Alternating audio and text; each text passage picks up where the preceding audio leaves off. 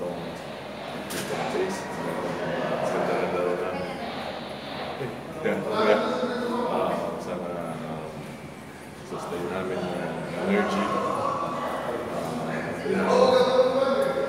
Hindi namin minaliit yung kalaban kasi alam namin from the start, last conference pa na bigil kami manalo kasi nanalo kami ng semis.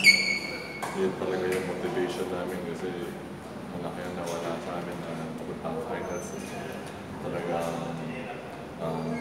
pinagat sa puso namin ng time na yun and thankful kami na malaking bagay ito yung game 1 para kasi game 7 yung usapan namin yung focus namin. Kasi tagal mo rin nawala, so how happy are you na this? Sobrang happy na para injuries ko before, surpass ko na. Hindi sa construction team, sa hindi naman sa mag-ayabang, pero mahirap kuha ng playing time dito. Kumbaga, sa mga players pa lang dito kailangan mag-tsaga every practice. Tapos yung coach pa. Diwala kaya thankful na lang ako na nandito ako sa spot na to. Marami daming players na gusto makafocus dito. Tuloy-tuloy lang namin yung laro ko, laro namin lahat. Sana umabot ka na lang sa finals kasi ito yung goal namin. Yung all Filipinos, coach, yung lagi sinasabi na hindi kami makaabot ng championship sa champion sa step namin para siyempre, quarters pa lang pero approach namin sa MSN finals na.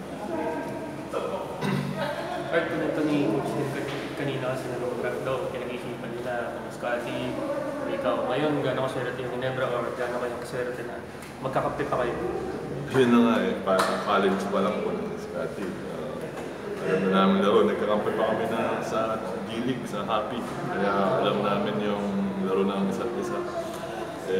So sa practice pa lang, nag-usap na kami na sana makasabay kami sa laro. Kasi most of the time, mabilis na kami. Minsan first time siya, tapos 7-5 kaya yun na. Tapos yun nga, sa yung sama namin, thankful ako kasi siguro kahit sa Blackwater, napakita ko yung talent ko, kaya ako napunta dito.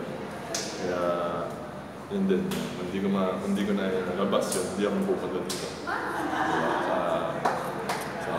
Si Coach Tim, mahirap kumuha na nagtiis siya, ilang taon din ako, ilang taon na ako nag-upo. 1 year and 8 months na pinagsagaan ako ng injury. Pero ito, nagbubunga na yung pag-ihintay nila. Hindi lang ng coach, lahat players, especially the fans and yung management.